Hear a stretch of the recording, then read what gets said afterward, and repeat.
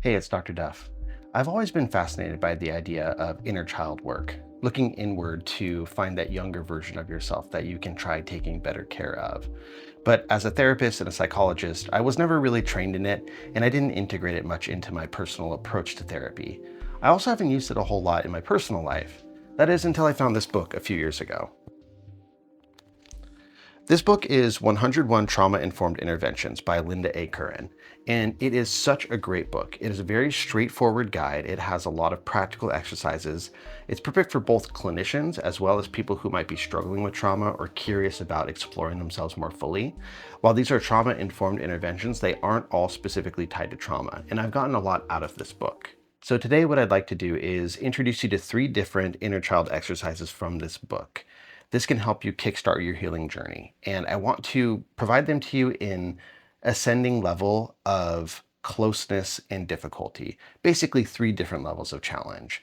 And I'm not lying when I tell you that the last one cracked me wide open. I wasn't expecting to blubber like a baby, but it is what it is. So if you're going to do this, be careful, make sure you have some space, and let's dive into it. If you have never done inner child work or reflected heavily on your upbringing, it can be hard to find a place to start. That's where this first activity comes in. It's called Implicit Childhood Messages and is presented in the book as a worksheet to fill out. However, this can also be done in other ways.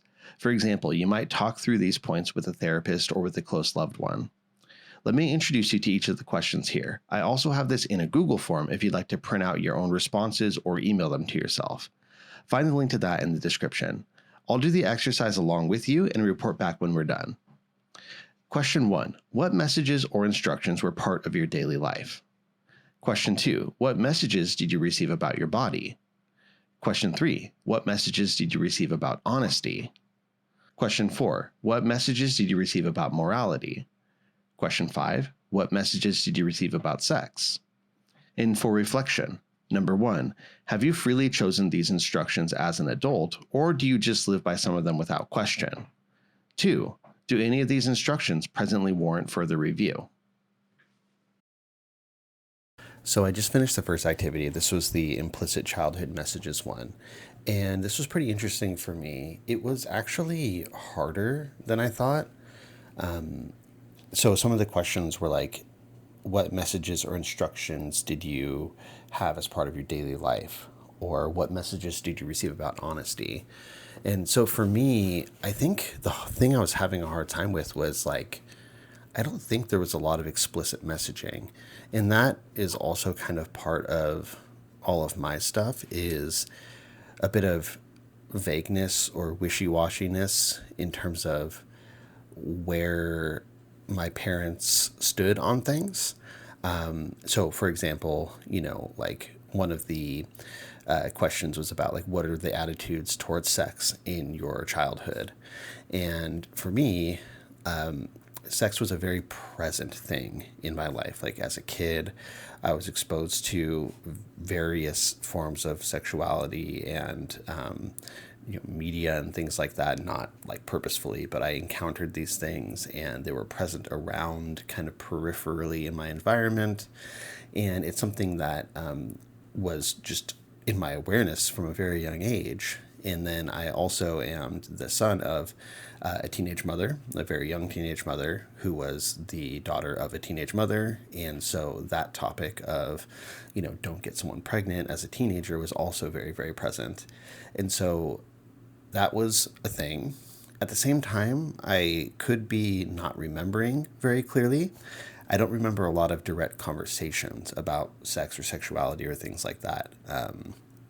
I feel like probably with my kids, I've already had more direct conversations with them about these things. And so there's this sort of wishy-washiness of it's normal, it's very present, it's a motivating factor for many people, and you're aware of that. At the same time, it's something to fear. And also at the same time, hopefully you're getting the education you need from your public school because it's not something that we're going to necessarily directly address. And I could be wrong about that. This is what's sticking with me looking back now as an adult. Obviously, the facts of that may be somewhat different, but those things didn't stick with me. the last prompt was, do any of these instructions presently warrant further review? And so I wrote down a few things like what I was just talking about. Also, dynamics around honesty, secrets, theft, things like that. I've had a lot of instances in my life where I have either stolen things or have been dishonest about things. And from a young age, that seemed like a valid option. Not something that I engage in much more as an adult, but growing up and even through adolescence, young adulthood, etc., it was sort of an option among other options. And so that's something I'm curious about.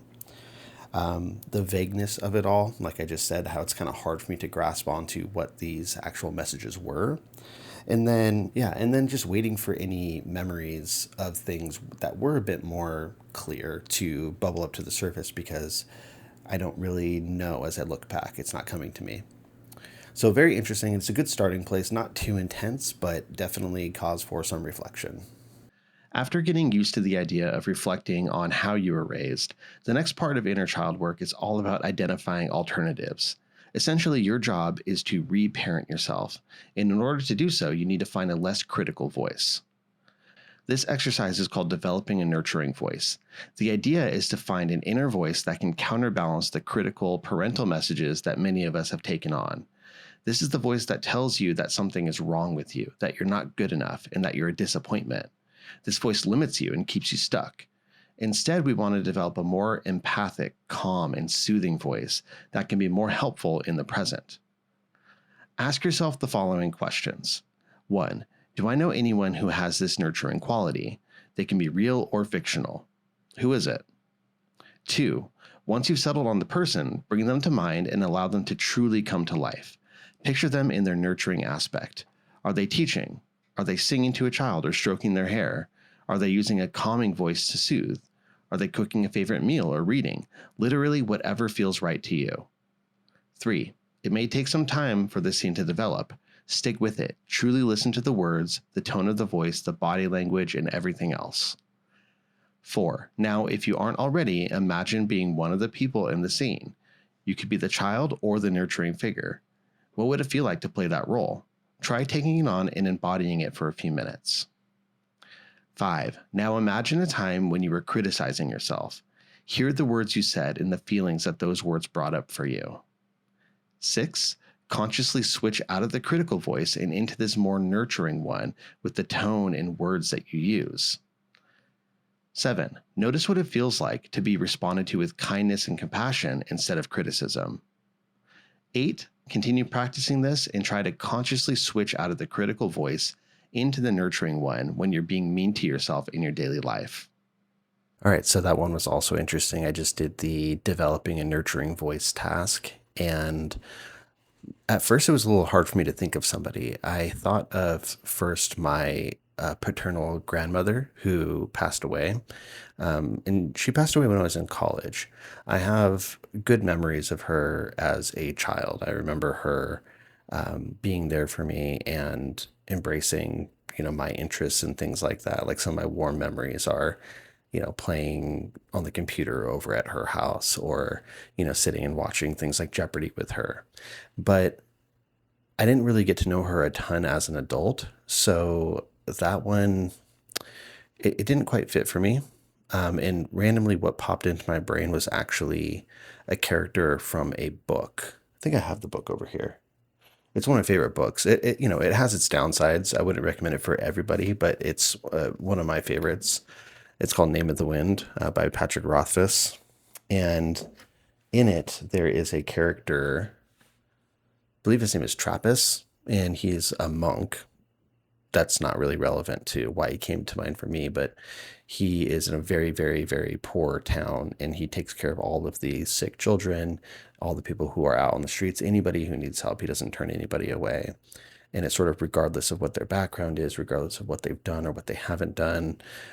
He's fair in that everybody has to pull their weight, everybody has to contribute, but he will take care of you, until his feet are bleeding. And so just imagining him, being very pragmatic, but very unconditionally supportive, like that real unconditional positive regard, and acknowledging things. So, for example, in this exercise, I had to think of criticism. Like, one of the criticisms I have of myself is like, you are never going to make it. And by make it, I don't mean like make it big, but like get to a life that's more stable and sustainable and better for you. And, I can imagine him saying, remember where you've come from. Like, look at this. Remember where you've come from. You have a lot of life ahead of you. Keep taking steps forward, in this one single life you have. And so it doesn't feel fake. It feels grounded. And I think that's a character that I can use in my head to actively switch on when I'm being self critical or when I have those negative voices in there. So this was a very interesting one, too. If you're following along, now you've done some reflection on how you've been raised and you've developed a more nurturing tone that you can apply when you're being self critical. The next step is to actually access your inner child. I won't lie, the first time I saw this exercise, I didn't have high expectations, but boy, can it be powerful. This is a writing exercise called Dialogue with Your Inner Child. You will need one or more writing implements and some pages to write on. You're going to divide the page in half, top to bottom, and use the left column for questions and the right for answers. Step 1. Using this page, you will begin in the left-hand column using your dominant hand. If you're left-handed, I would say try this first and then maybe try switching columns from left to right. But use your dominant hand in the left-hand column. 2. Begin a conversation with your child part. Begin with something simple like, how are you? Or how are you feeling? Whatever question feels right for you, keeping in mind that you're speaking with a child. 3. Then in the right-hand column, the child part of you will be responding to the questions. So after you write a question, switch to your non-dominant hand. You can use the same pen or pencil, or you can switch to something like a crayon or colored pencil for the child part. 4. Read the question, and without forcing anything, wait and see what comes up. Just allow an answer to surface. Don't be surprised if the response sounds more childlike. 5. You may not have an answer immediately. It's probably been a while since you've connected with them. Maybe you need to ask the child several times or change your approach before your child's side feels safe enough to respond. 6. Once the child does surface, they can respond honestly in any way about the question you asked. From there, you can ask more questions and see what you can do to help them. 7. Like every new relationship, this is a process rather than a one-time exercise. The ultimate goal is not just to access the child part, but to become a nurturing and safe figure to them. Wow. So I just got done with the dialogue with your inner child, whatever it's called, using your dominant and non dominant hands. And yeah, it was intense. So the first time I did this, I've done this once before. And the first time I was like, this is going to be whatever, interesting, nothing that's going to be too intense. Like, non-dominant hand work, sure, whatever. And then I like wrote down like, hey kiddo, how you doing? And I just like fucking lost it the first time. I just started bawling. I cried a little bit this time as well, but not as intensely. But different stuff came out, which is really interesting. And I think that's one of the most important aspects of all of this is that if you've done it before, it sometimes bears repeating. Um, so some of the stuff that came up this time, I wrote to my, from my adult self to my child self saying similarly, hey kiddo, how's it going? And my child self came out with, I'm not sure. And the overwhelming feeling from my child self today was there's so many people, there's so many influences. I have a mother, a father, a stepfather, different grandparents, family friends, uncles, people that I call uncles or aunties that are not those. Um, and they're all so different. And I don't know who I'm supposed to be like because they all seem so flawed, also. And I think that it goes very much in line with some of the other stuff that I've been reflecting on with these exercises, which is just the ambiguity, the lack of a clear direction, and feeling like I have safety and support in the very like practical, real sense, but I'm on my own to figure out the deeper stuff and the realer stuff.